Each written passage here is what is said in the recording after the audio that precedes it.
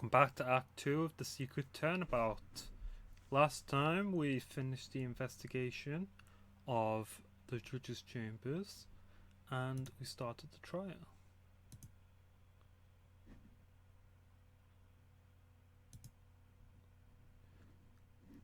So without further ado, let's cross-examine Emma.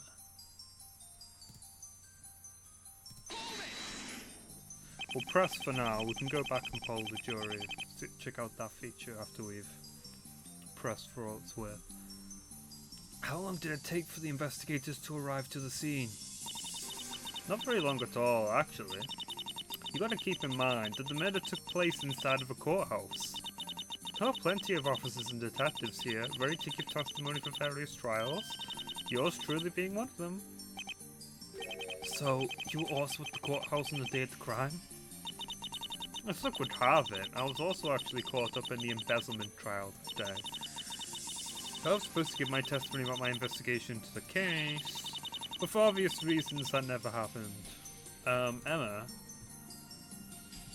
I mean, it doesn't say, but I thought she was a homicide detective. Although I can excuse it given that they had Detective Gumshoe working on larceny cases and trials and tribulations. Because the victim didn't show up to court.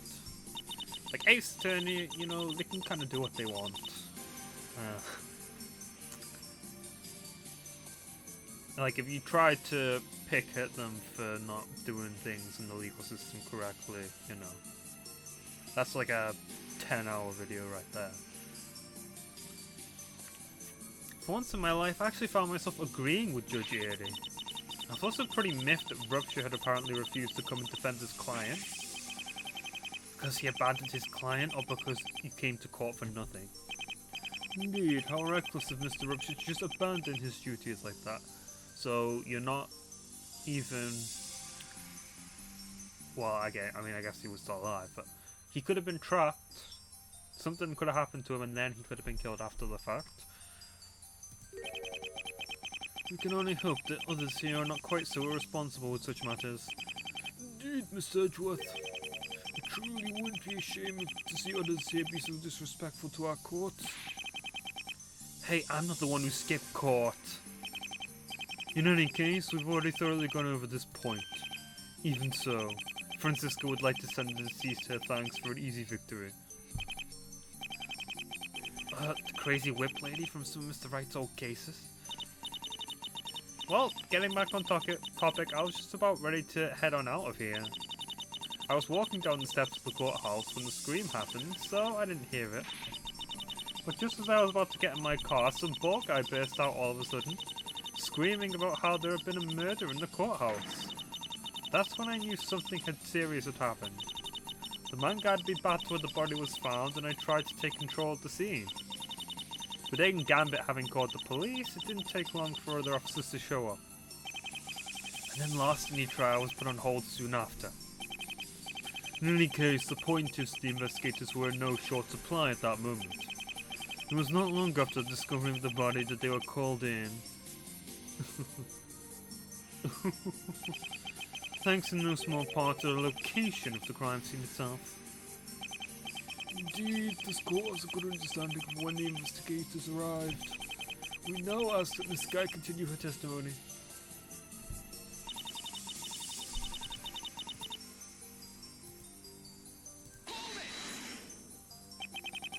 The scuffle was one-sided.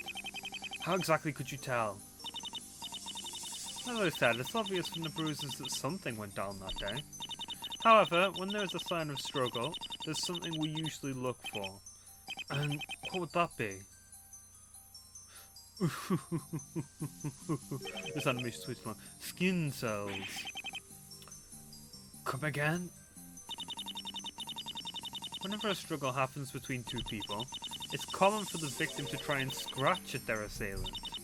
The dead skin from the epidermis ends up trapped underneath the victim's fingernails. I see, so as such you figure out if the victim was able to fight back. Pretty effective, right? This is what you can achieve with the power of forensic science. Naturally, the fingernails were one of the first places the coroner searched. I mean, there are other ways to fight back though, right? When conducting Corey Rupture's autopsy, no foreign skin cells were found underneath the victim's fingernails. But that only accounts for if the victim tried scratching at the assailant. What if the victim tried punching or kicking at their attacker? It's true, this method is no guarantee that the victim never fought back at all. Hence why we said that it was a one-sided fight at best. What?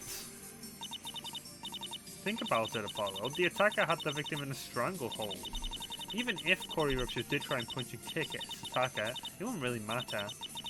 He wouldn't be able to put enough force into his attacks to do any real damage. Especially not against a man like Hercule Leary.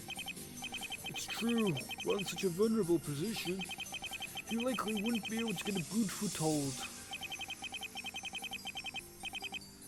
So the victim really was completely helpless then. Now then, Miss Sky, you mentioned the assailant got the victim in a stranglehold. Can you please describe what happened next?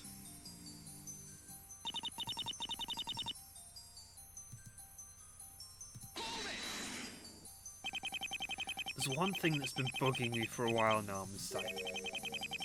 Miss Psyche? Where exactly did the rope come from? I guess it was supposed to be Miss Sky, but yeah, that was weird. Admittedly, we're not too sure of that ourselves. It could have been something the defendant kept lying around his office. The reason why he might have had it, however, still eludes us. I do have a theory about that, though admittedly it is just speculation. Speculation is not as enticing as evidence, Mr. Edgeworth. Regardless, the court is still all ears.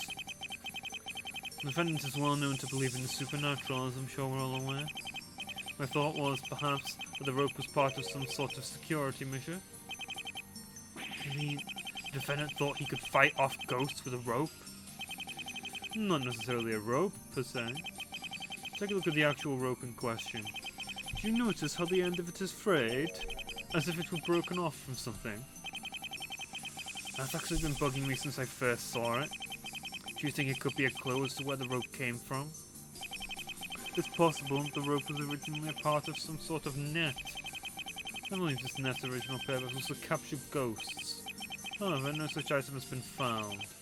Beyond that, I'm not even sure how confident I am in this theory to begin with. Indeed, there's nothing exactly supporting the idea. Rest assured that if a new piece of evidence shows up where this rope came from, I would be happy to change my stance on the matter. So, till then, the ghost catching net is our best bet. Yeah, I can't have come from the pole, can it? Honestly, Mr. Edgeworth, I wouldn't put it past the defendant at this rate. Given Hercule Leary's suspicious nature, a ghost net sounds plausible. But not proven. For that reason, I suggest we go back to matters that we can prove, such as what the rope was used for. Right away, sir.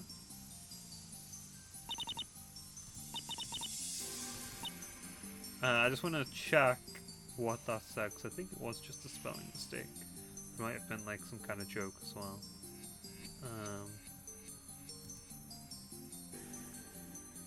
Is it gonna... I'm trying to make a save, yeah.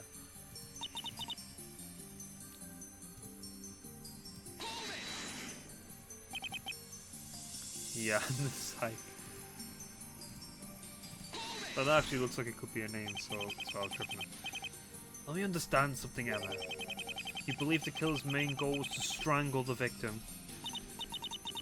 Well, he wasn't using that rope to give him a hug, that's for sure. But how can you be even sure? What are you on about, Apollo? I mean, how do you know the killer's intent was to strangle the victim with the rope? It's right there in the autopsy report, see? It clearly states that the victim was being strangled. Sure, the autopsy report does say that. But what if the killer's intended method was something completely different? Well, you'd have a hell of a time proving it in that case. What we know is that the autopsy report says the victim was strangled.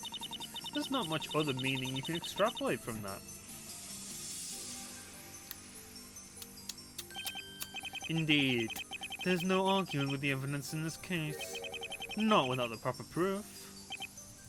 I knew it. Not once did Edgeworth object to that entire line of questioning. Which means that he sees it too. The obvious contradiction in Emma's testimony. And if he sees it, that can't be good for me. A word of advice, Mr. Justice. Now is not the time for fear. As a lawyer, you made a promise to pursue the truth, no matter what. This is not a promise one can back down from lightly. I don't see the obvious contradiction. Can't be that obvious. I guess this, right?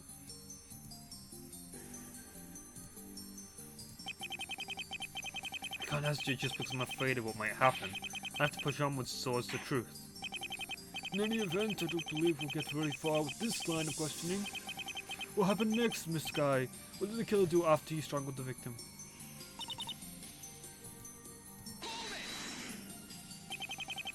The culprit took the victim into the neighbouring chamber. What reason was there to do that?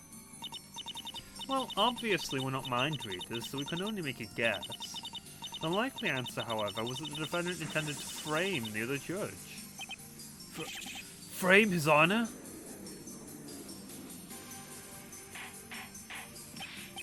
Order! The truly despicable actions due to the judge, and to my brother no less. Please try to stay unbiased, Your Honour.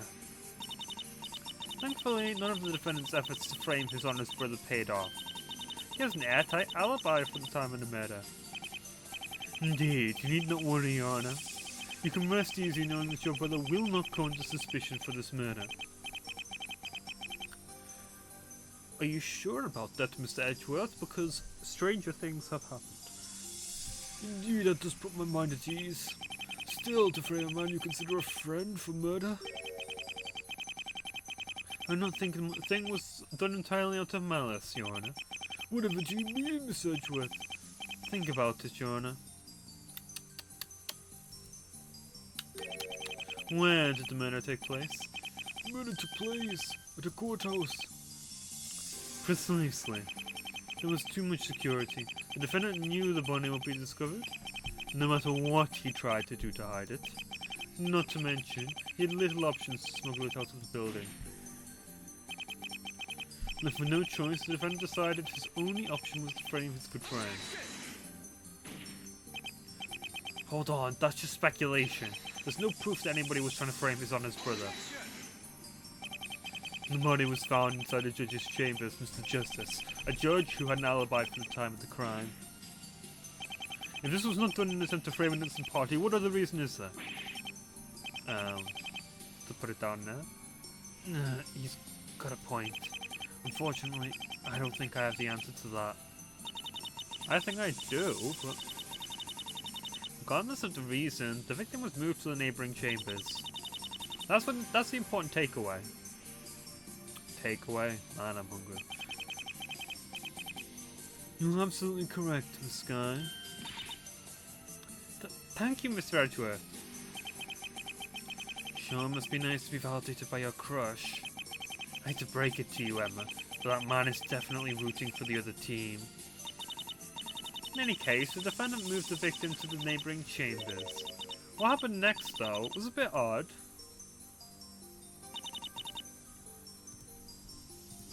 For some reason. Yes, I already know the defendant was the one who screamed, and why. Even so, I'm curious about what they think the reason is. Sky, I have one question for you. Shoot! Why is it that you think the defendant screamed? Honestly, I think we was trying to look more innocent. Are you Miss Sky or Miss Psych? I am Miss Psycho. I apologize for that. I don't know what that was. But that same mistake has been made quite a lot, so I think I have the right to make a stupid joke. Play the part in the hapless fool who stumbled across the body, you know? Hold on just 1 second. That doesn't make a lick of sense. Well, what do you mean? Just think about it, this guy. Why would the defendant need to do that? He could have just left the scene so nobody would have suspected him. Screaming like that would have just given him away. Well, that's... Maybe he was using reverse psychology. It actually makes quite a bit of sense if you think about it. What do you mean by that? Let us consider the facts, Mr. Justice. The defendant, Hercule Erie, had just moved the body to the neighbouring chambers. However, it's hardly likely that's rather far away from his office, is it? The two offices are connected, after all. You're saying... He knew, of course. He knew he was going to come into suspicion regardless of what he did to hide it. Him pretending to find the body really was the only chance he had to appear innocent. Fortunately for him, it did not work. Yeah, that does make sense. I mean, if we established anything, it's not exactly like this murder was planned out. The defendant was just kind of flying by the seat of his pants. Damn it, and here I thought I found a hole in their logic. It seems there was nothing wrong with the prosecution's claims after all. That the defendant screamed to appear innocent is indeed a logical conclusion to draw. Of course, Your Honor. Now then, back to what I was saying.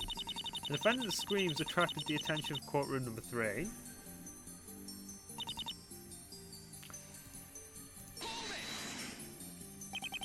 Around what time did the group from courtroom number 3 find the body? According to their reports, it was sometime around 12:50 PM. 12:49 to be exact. However, that's a small detail. The point is, this is the absolute latest time at which Corey Rupture could have died. That's correct. The man was already dead before his body was discovered by the others. This is why the time that was chosen for the later estimate of the autopsy report. Well, I mean, if they wanted to get even more precise, they would subtract a minute. Truly, it's lucky that the body was found as quickly as it was. It's what allowed us to have a time span of 20 minutes for a possible TOD. The detail that helped to negate Hercule Erie's possible alibi. Which is great news for me because now I have to do twice the work. So, there's no possibility that the victim was killed after you arrived. And I made sure to check the victim's pulse that day. Needless to say, there was no trick. The man was already dead. That's or he took some kind of magical potion that made it appear like he was dead. Mr. Edgeworth, I think you've been listening to too much of Hercule Erie's ramblings. Yes, I think I have. Oh well. Also, what is that ghost doing behind you? Right, I should have expected Edgeworth to have already thought of that. Meanwhile, all his tricks keep backing me into a corner. Still, I can't help but wonder if there really is no trick to what happened that day. How'd the real killer manage to slip by undetected by everyone else? No matter how much I try not to see it, the contradiction is just too obvious. There's no way Edgeworth didn't notice it either. There's no doubt about it. He's definitely planning something. But this is no time to get cold feet. If I see a problem in the testimony, it's my job to point it out. No matter what.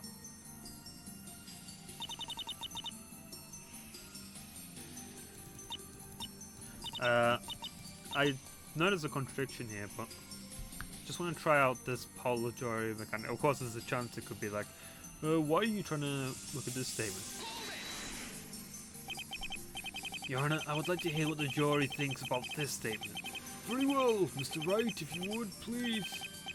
Sure thing, Your Honor. What do you guys think? So, I just want to make sure I'm getting this right before we continue. On the day of the murder, there was actually 2 trials in session, correct? That is correct.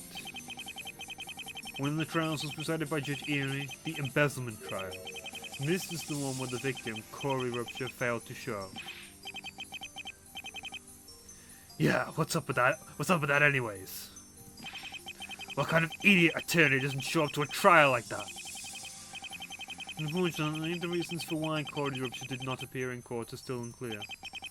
What's important, however, is that the trial ended before the victim died, leaving Hercule Leary without plausible alibi. Right, so that was that was the first one. The second one was, which one again? Got to say they only got the best and brightest for this, Jordan. The other trial, the larceny trial, was overseen by my brother. This is the one that was interrupted by the defendant's screams. Yeah, that was the one where Aiden was defending that prosecutor. He was so dreamy up there. I love watching him get into his work. I know, right? It was so cool watching him get to the bottom of the case. Are you kidding? The kid crashed and burned. I certainly wouldn't trust him as my attorney after that little stunt he pulled. Hey, you take that back. Aiden's the best attorney who ever lived. Ooh, is someone mad because I said some mean things about her boyfriend? Why, you little... Order, Mr. Wright, get those jurors under control. I hope you're happy with the selection you picked, Mr. Wright. Because I can tell you right now that the judge isn't. If jury number 2 and 4 are done making a mockery of this courtroom, the important idea is that those in the embezzlement trial did not have an alibi, while those in the larceny trial have impeccable alibis, with the defendant being the only one from the embezzlement trial seen near the victim. We must assume that he is the guilty party. Very well, I hope those answered the jury's questions. Miss Guy, please continue with your testimony.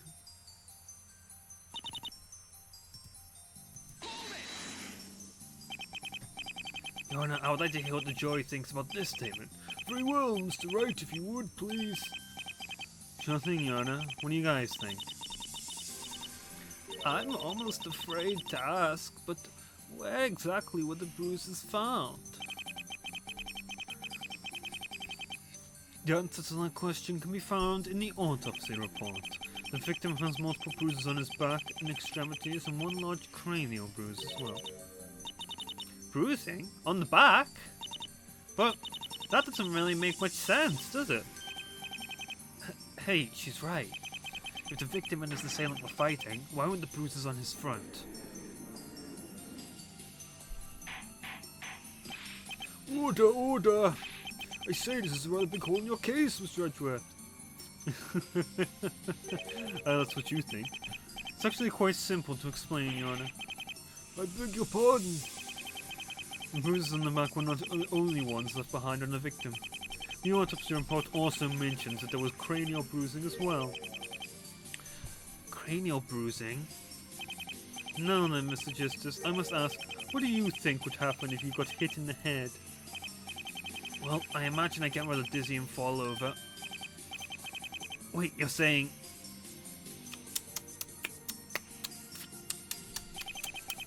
I see you figured it out. The victim was hit in the head during the fight and fell backwards. This is what left the bruising on the victim's back. The defendant then took the opportunity to put the victim in the stranglehold. And then he took the victim's life. This is the truth of what happened that day. Wow, Mr. Edgeworth managed to completely turn it around. Indeed. It's clear he's given this case a lot of thought.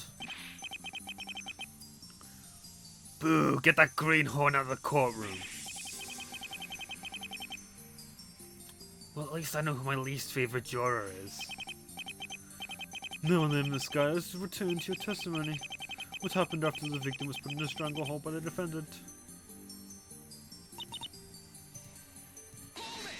It's interesting having to voice characters based just on descriptions and not on appearances.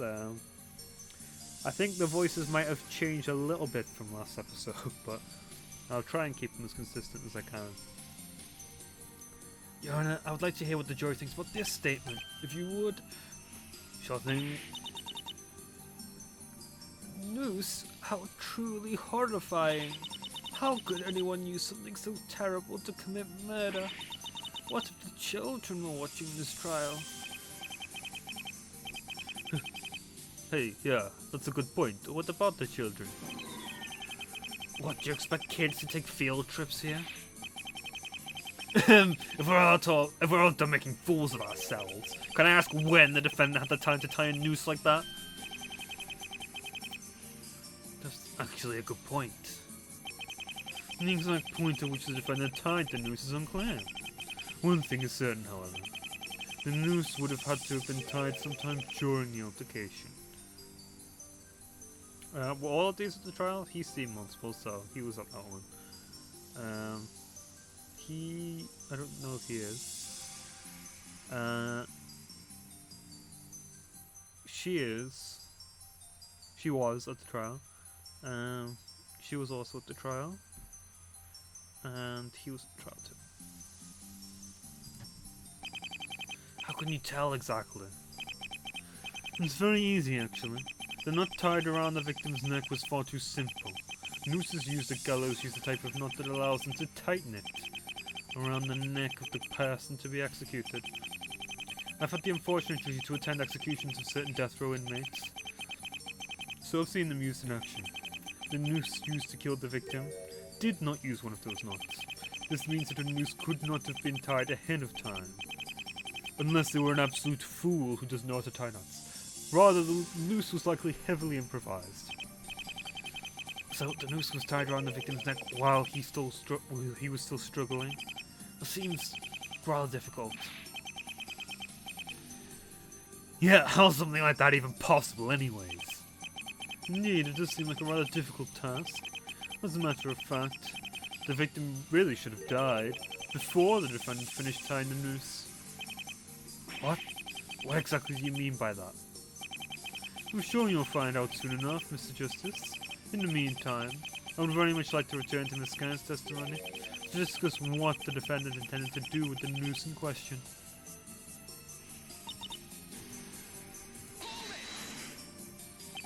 Your Honor, give us the deets.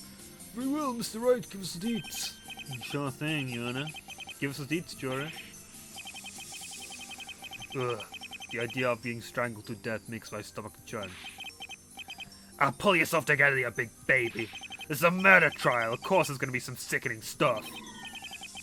I know, but I just feel like I'm gonna... Oh God, someone get him a bath bag. I do not want him throwing up on me. Lovely. Well, while I'm busy over there, I actually had a question for the prosecution. Did the victim show any other signs of strangulation besides the impression on his neck? You know, bloodshot eyes, swollen tongue, all that stuff. So glad to see someone else has done their research. Do we have another young mind destined for the forensic arts? Actually, I just looked it up on my phone. Oh. To answer your question, Juror 5, the answer is yes. Acute signs of strangulation were found during the autopsy. Acute signs? I wouldn't call strangling someone cute, but... I mean... the internet's a wild place these days. Something's definitely not right about that. Especially not with the claims the prosecution is making. I think that answers my main question then. I feel even sicker now. Ew, ew, ew! Keep him away from me! Juror 3 needs a stronger stomach, methinks. Would you have done answered your question, Juror 5? Now then, let us return to Miss Sky's testimony. What happened after the defendant had killed the victim?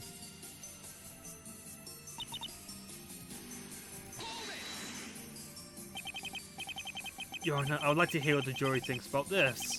Very well, tell us. Sure thing, Your Honor. Get on with it, jury.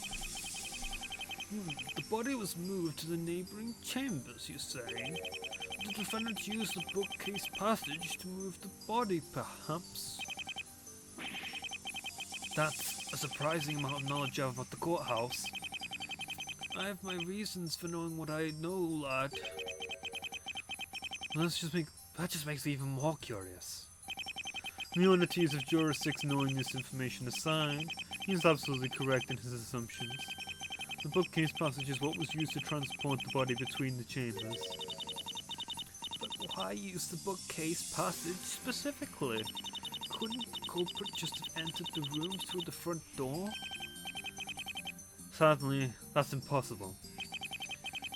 The front door was locked at the time of the murder.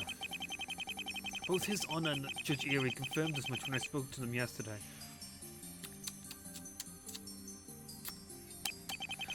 I see you've done your research, Mr. Justice.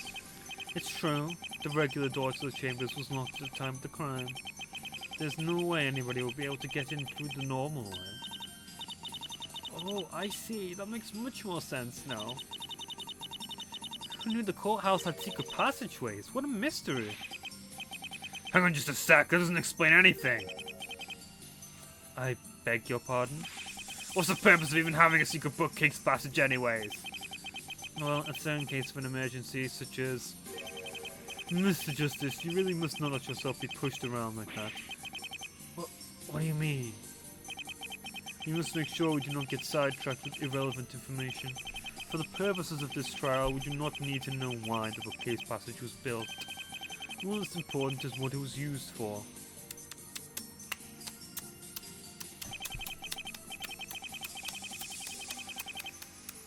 Are you done? Yes, I think I am. As to say, carrying the body between the neighbouring chambers. No, I actually wasn't. Well, now I'm done. Between the neighbouring chambers. Right. Can you stop it with that? Indeed, it truly is the most important matter at hand. Let's return to Miss Sykes' testimony. The body was moved to the neighbouring chambers. What happened next?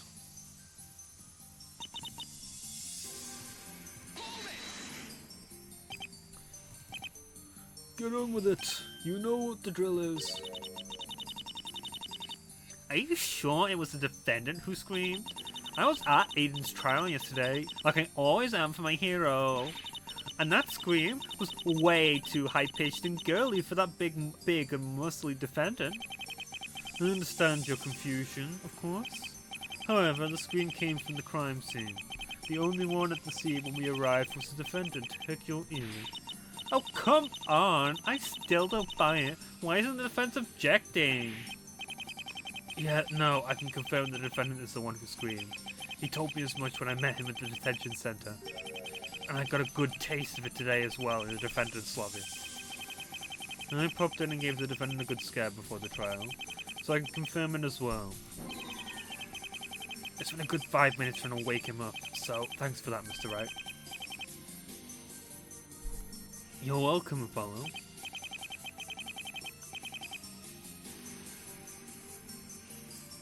Yeah, I don't find it too unbelievable either. I mean, is it really out of place for big, muscly men to have girly screams?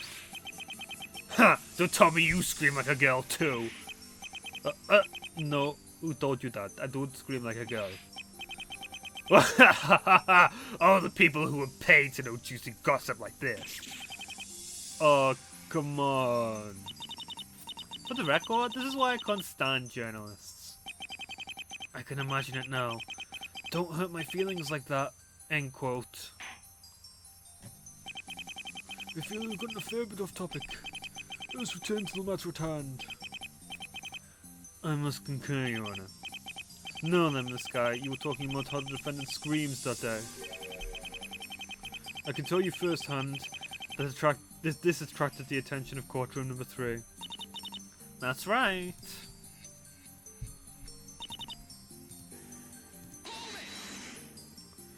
Alright, you know the drill. Do they know the drill? Yes, I think they know the drill. You all went to the crime scene that day? I lost track. Are you serious? Can't you pay attention for 1 second? I'm sorry, so many things happened that day, and I just... You're pathetic! Can't even remember the basic details! Whoa, no, settle down. There's no need to fight amongst ourselves. No, please don't do your job, Mr. Wright. Why do you have to sit me next to the dumbest pet jar in the room, Hey, leave him alone. Why don't you tell us since you're so smart, huh? Huh, that'll be easy. Let's see. There was Mr. Edgeworth, of course, and then there was... Any day now, stupid. Aiden also went there too. I should know. I watched him from the entire time he was in the court. And there was also that bald man. Prosecutor... What's his face? And then, of course, there was His Honor, the judge. I believe that made up the entire group from courtroom number 3 that left for the crime scene. Right, I could have told you that. Sure, you could. In any case, I believe that thoroughly covers the jurors' questions. No matter how much I try not to see it, the contradiction is just too obvious. So we didn't notice it either. He's planning something. Blah blah blah. Oh wait, can I actually present some evidence now? I've got way too much filler dialogue to go through, but I'm not skipping any of it. The defendant used...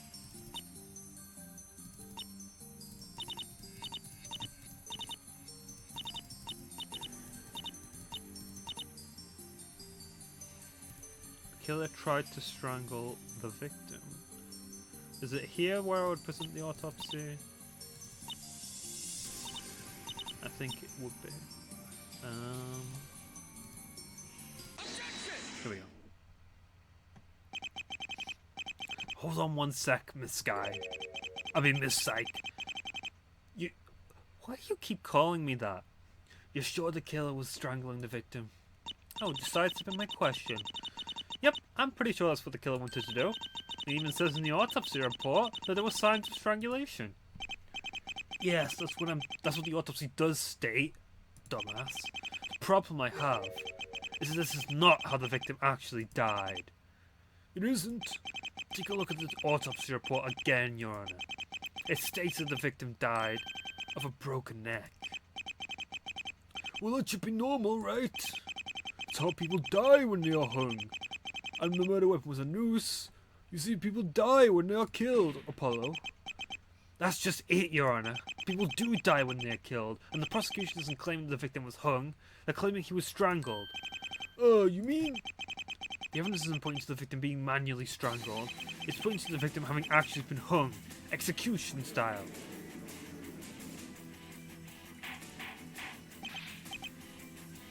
Order, order! I was actually... Yeah. Spinal fracture is a result of a broken neck. That would be, you know, from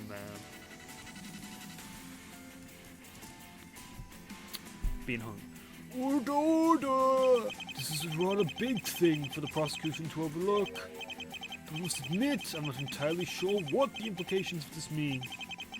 It's actually very simple, Your Honor. The prosecution's claims, as I understand them, are as follows. A bit of a minor one, but you're missing an apostrophe here.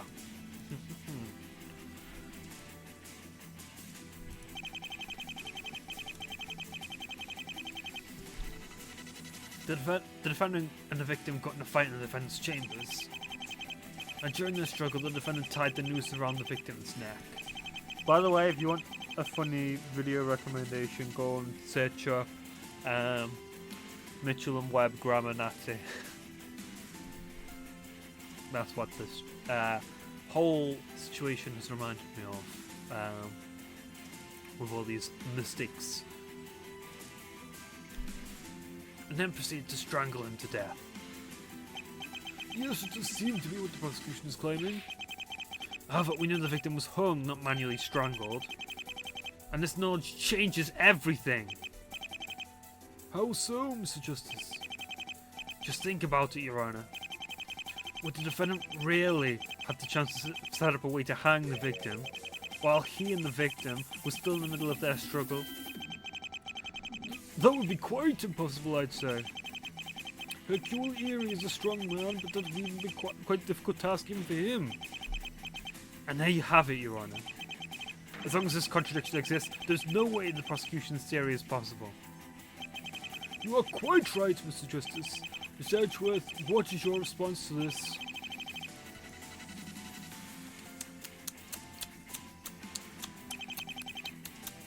Will you shut up and just... The prosecution sees no contradiction in the detective's testimony. What? Apollo, you really have to pay attention to what people are actually saying. It's not my fault. I literally did every possible thing I could, and I had to present that to progress the game. Game? Apollo, this is a trial, not a game. You stupid fuck. Jeez, did I upset you that much by calling you Miss Psych? Yes! I said that the defendant tried to strangle the victim. The key word being tried. You see, we prefer to phrase things awkwardly on the prosecution side so that we can create some interesting tension. Because, you know, why would we want to have a straightforward trial? This isn't the fault of this specific fan case. This is just a general trope in the Ace Attorney universe that, while making for some compelling gameplay, does not make much sense in a real-life setting. Edgeworth, what the fuck are you talking about? You're a beta male, Apollo. I didn't even say anything. I knew I was walking into a trap. Let me ask you, Mr. Justice. Why do you think the hung people died from broken necks? Why? Well, I think it's because a great amount of force is put on the neck all of a sudden. No way.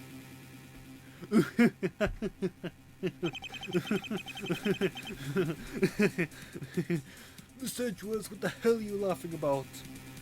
I see that you finally realized it. There are two important factors to explain this discrepancy. The first one is that I'm sure you're no doubt aware of, the defendant's size and strength. It goes without saying that Hercule is a rather large man. His strength would be easily enough to put that kind of force in the victim's neck. And the second factor? The second factor is that the defendant and the victim were in the middle of a struggle. A rather one-sided struggle at that. I see, so the defendant's strength combined with the victim's struggles. Bingo! If we were to assume the victim made some jerky movements to try and escape... Well, I don't know if I'd call, trying to escape from someone who's trying to kill you a jerk move. Your Honor, can you just be quiet, please? Can you just stay out of this? I'm explaining things, scientifically speaking. Combined with the fact that he was still dazed from the fight itself. Well, let's just say it didn't end well for him.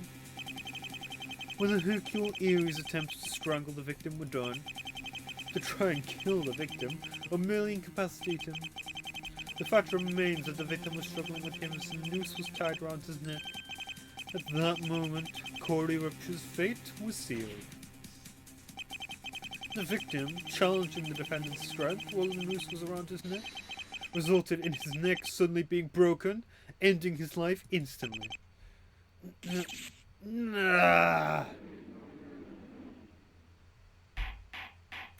Order! Why is everyone making weird noises today?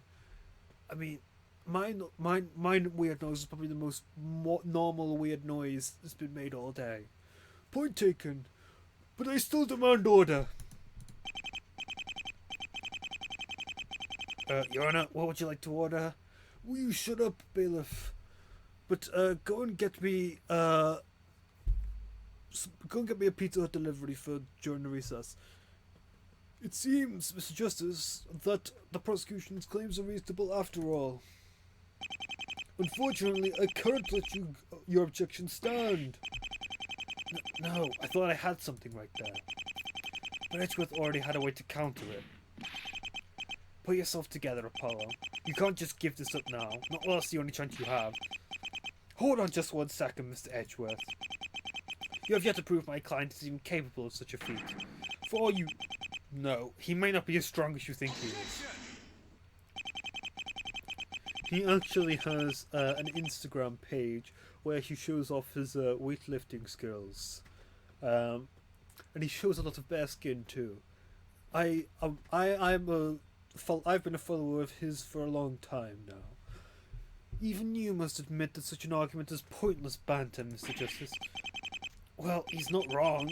Just need an excuse to keep this trial going. However, the defense is so keen on arguing this point. I don't get what's so funny.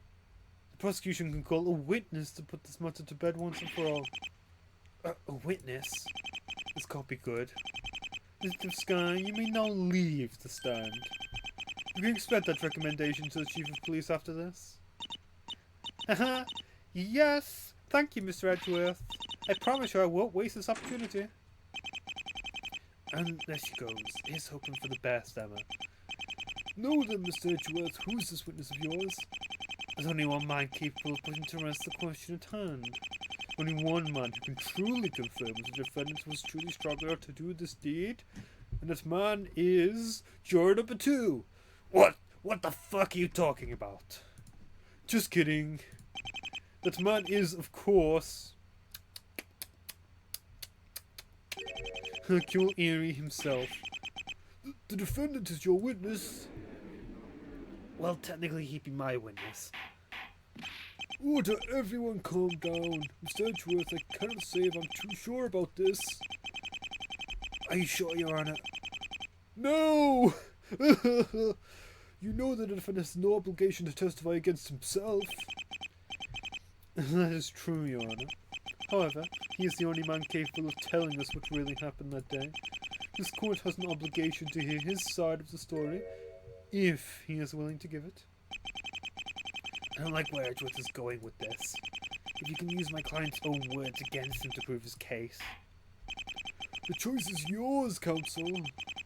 Well, actually, it's Judge Erie's, but will you hear out Hercule Erie's testimony? I had to think about this long and carefully. Should I let my client take the stand? What about now? The defense objects to this idea. My client has a right to refuse to testify. We cannot refuse him that right now. I see. In that case, Mr. Justice, I would like to make a proposal. What kind of proposal? The defendant, Hercule Erie, has a right to refuse to testify. However, the prosecution would still like to call him to the stand. Should he refuse to testify even then, I will concede to your point, Mr. Justice. The prosecution will accept that there is no proof that the defendant is actually strong enough to have committed the crime as described here today. Unbelievable. He's willing to go that far? The deal he tried to make could heavily damage his case. Is his desire for the truth really that strong? Will defense, do you accept these terms? I just can't say no. Edgeworth wants the truth as badly as I do. I can't just ignore his pursuit like that. The defense accepts this proposal. My sincerest gratitude, Mr. Justice. Very well, this court recognizes the deal made between the defense and prosecution. Let the defendant, Hercule Erie, take the stand. If Judge Erie refuses to testify, that could be enough to win me the case. But if he does testify, he could give us new information that could turn things around. And this is the time when I have to finish. A little bit early today, but yeah, we will. But it's also a nice, neat point to end on. We got through Emma's testimony, and next up will be Hercule Erie. So thanks for watching, and we'll see you for the next episode.